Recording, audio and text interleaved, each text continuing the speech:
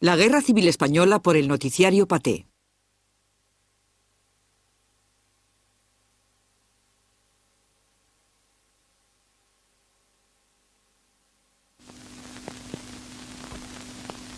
En 1931, en los noticiarios de Paté, como en el cine en general, el sonido se une a la imagen. Y gracias a ello, oímos gritar a los partidarios del rey exiliado, Alfonso XIII de España.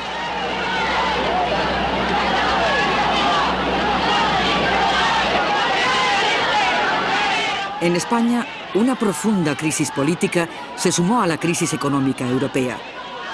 La guerra colonial de Marruecos había desacreditado a la monarquía. El general Primo de Rivera había dimitido, imponiéndose el ideal republicano en unas elecciones históricas. À la Puerta del Sol, centre de Madrid, le peuple s'amasse commentant des nouvelles plus ou moins exactes et fêtant déjà la victoire prochaine.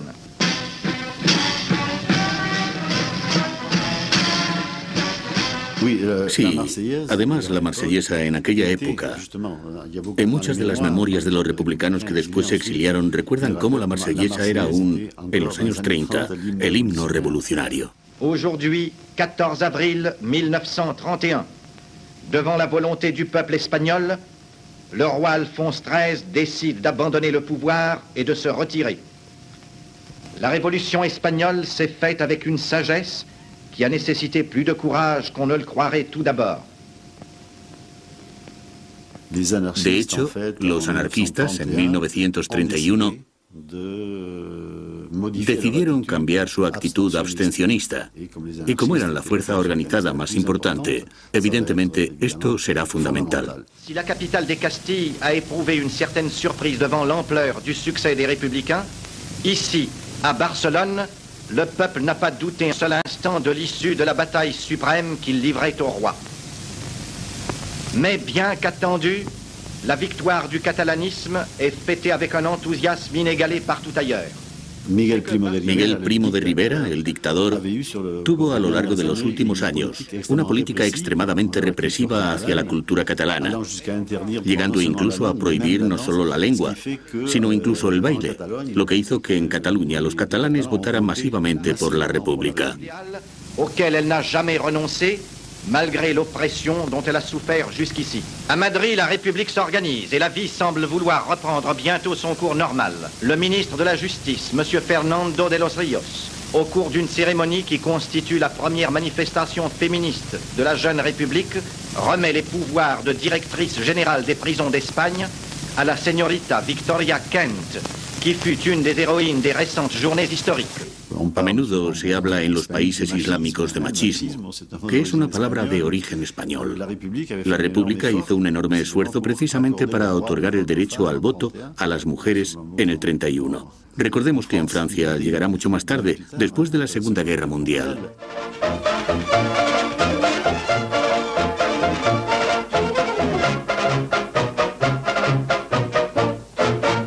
Dans la Nouvelle-Castille, célèbre par le nombre et la majesté de ses cathédrales, mais aussi par la beauté de ses femmes et son aguardiente, son eau de vie, les vieux paysans portent encore le costume traditionnel. Quant aux nouvelles générations, si quelques jeunes gens ont adopté la tenue moderne, les femmes par contre sont restées fidèles au costume de leurs aïeuls qu'elles revêtent les jours de fête et notamment pour assister à un mariage. La Révolution et le nouveau régime semblent n'avoir point touché ce coin de province, pourtant si proche de la capitale. Es en 1932, durante la Primera República, cuando Luis Buñuel precisamente filmará El campo español de las Urdes, esa región de la provincia de Salamanca, en la frontera con Portugal. Y la mirada de Buñuel va más allá de lo pintoresco. Es ese documental tan importante, Tierra sin pan o Las Urdes.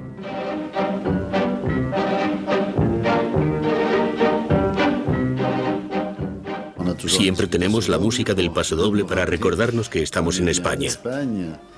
Y luego, en la elección de imágenes, el cámara muestra sistemáticamente a mujeres votando, lo que es sorprendente para el punto de vista francés, y ha escogido, aunque creo que no se ve, una mujer de mediana edad, Ha escogido mostrar una mujer muy mayor, después una monja, después incluso una mujer que es trasladada en camilla para ir a votar. Y parece ser que el voto femenino fue más bien conservador, al menos al principio.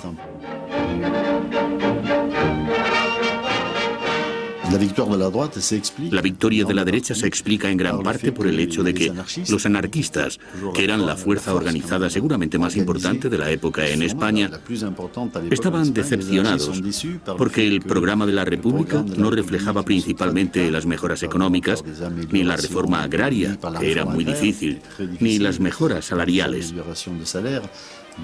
Así que vuelven al abstencionismo.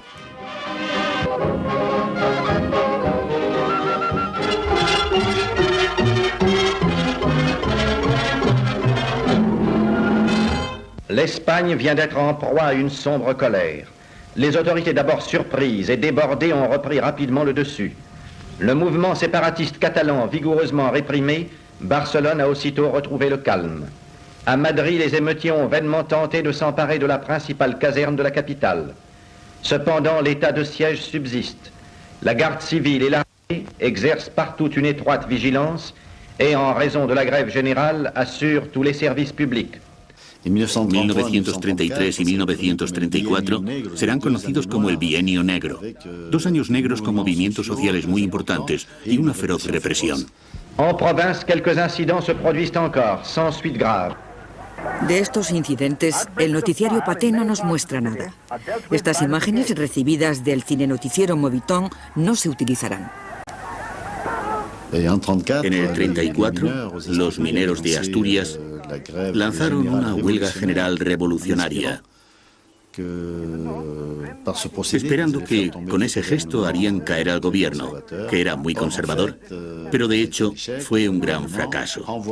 El gobierno mandó al ejército y en particular a un joven general muy brillante, que llegó a general con 34 años, que era Francisco Franco. Y el ejército disparó contra los huelguistas y se habló de unos 1.500 muertos, lo que es una gran cantidad, y decenas de miles de detenidos. Y algunos historiadores consideran que ya en 1934 el ejército está contra los obreros y que en cierto modo es casi el inicio de la guerra civil. Le Parti communiste a invité toutes ses organisations à célébrer de nouveau la victoire du Frente Popular. Los españoles, tras el fracaso de las elecciones del 33 y esa represión, se unieron de nuevo para esas elecciones de febrero del 36, que esta vez darán la victoria a la izquierda. Estas son probablemente las primeras imágenes que tenemos del PC, el Partido Comunista Español, que en el 36 era casi insignificante, era un partido muy pequeño. Le líder du parti, Largo Caballero. Creo que quien hace el comentario no está muy al corriente, porque presenta a Largo Caballero como el líder del partido. Y de hecho, Largo Caballero era el líder del Partido Socialista y no del Partido Comunista. Es el triunfo de la izquierda, la llegada del PC, lo que va a preocupar mucho a las clases, digamos, propietarias, así como a una institución a la que aquí se alude, que es la Iglesia. Dans un quartier populeux de la capitale, le bruit a couru qu'un religieux avait distribué aux enfants des bonbons empoisonnés. Mise en fureur, la foule tente par représailles d'incendier une église. On reconnaîtra plus tard qu'il s'agissait d'un faux bruit. La nueva Constitución de la República establecía la separación de la Iglesia y el Estado, lo que era tremendo, y será visto evidentemente como una provocación del presidente Azaña. La Iglesia española era extremadamente poderosa, así que en su gran mayoría se mostrará hostil a la República.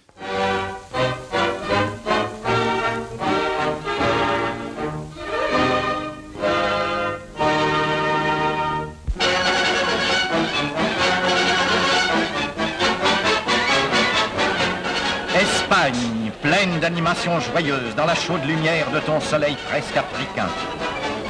Vibrante d'enthousiasme pour tes musiciens, tes poètes, tes toreros et tes danseurs.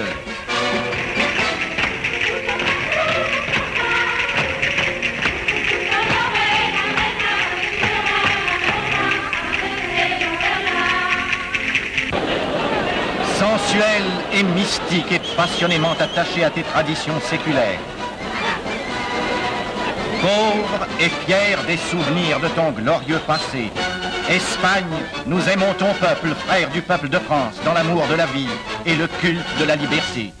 Tourné vers l'avenir, tu voulais t'élever par des voies pacifiques vers un idéal de progrès moral et matériel. Et voici que soudain, dans la nuit du 18 au 19 juillet,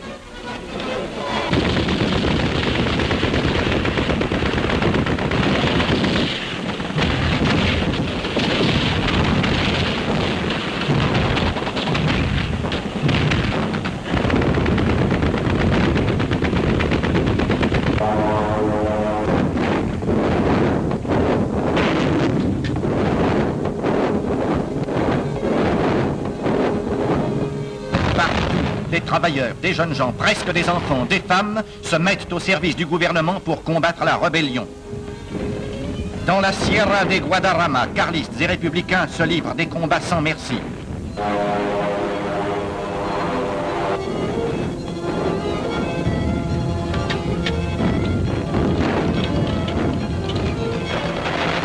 Les rebelles tentent de conquérir Madrid. Leurs troupes venues du nord et du sud veulent l'isoler du reste du pays pour venir à bout de sa résistance. Mais les milices ouvrières ont déjoué le plan ennemi.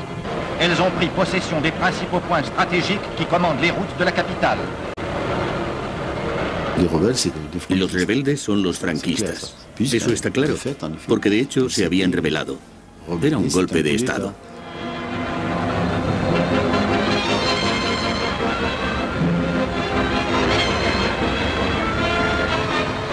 Les rebelles, ayant perdu le bénéfice de la surprise, cèdent sur plusieurs points.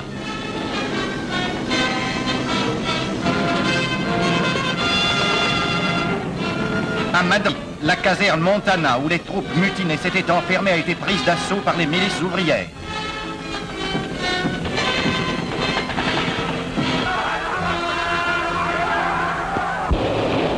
En présence de cette guerre fratricide, la France propose aux puissances européennes de réunir une conférence pour la conclusion d'un accord international de stricte neutralité. Est-ce simple coïncidence ou influence maléfique du soleil sur les passions humaines? Toujours est-il que ces événements d'Espagne se produisent une saison qui, dans l'histoire, s'est toujours montrée fertile en troubles graves. N'est-ce point au cours de la nuit du 4 août 1789 que l'Assemblée constituante abolit les privilèges féodaux? N'est-ce point la journée du 10 août 1792 qui vit l'emprisonnement du roi Louis XVI, prélude à la chute de la royauté? Et n'est-ce point au soir orageux 31 juillet 1914 que le grand français Jean Jaurès, devisant avec quelques amis dans ce modeste café de la rue du Croissant, fut à cette place assassiné par un fanatique et expira en silence sur une pauvre table de marbre? Hay una gran preocupación. Efectivamente, el homenaje a Jaurès. Jaurès defendía la paz. Y ahí también hay una gran preocupación. Francia está a favor de la no intervención. Hay una gran preocupación, eso es seguro. Y quizá por eso se insiste sobre el hecho de que son diferentes. A pesar de todo, son diferentes en España. Bueno, allí la muerte es habitual, como si en cierto modo quisieran tranquilizarse. Pero eso es en España. En nuestro país no sería igual, pues quizás seamos más razonables, menos apasionados. Cette année nous apporte heureusement un 2 août plus pacifique. Et si de jeunes Français partent pour Berlin, ce n'est que pour de loyaux combats sur le seul terrain sportif. 2 août 1914, mobilisation pour la guerre. 1er août 1936, mobilisation pour le sport et la paix. À Berlin, les Jeux Olympiques commencent. Quizá haya que decir algo respecto a ese comentario que presentaba a estos Juegos como una manifestación por el deporte y la paz. Esto es un poco discutible.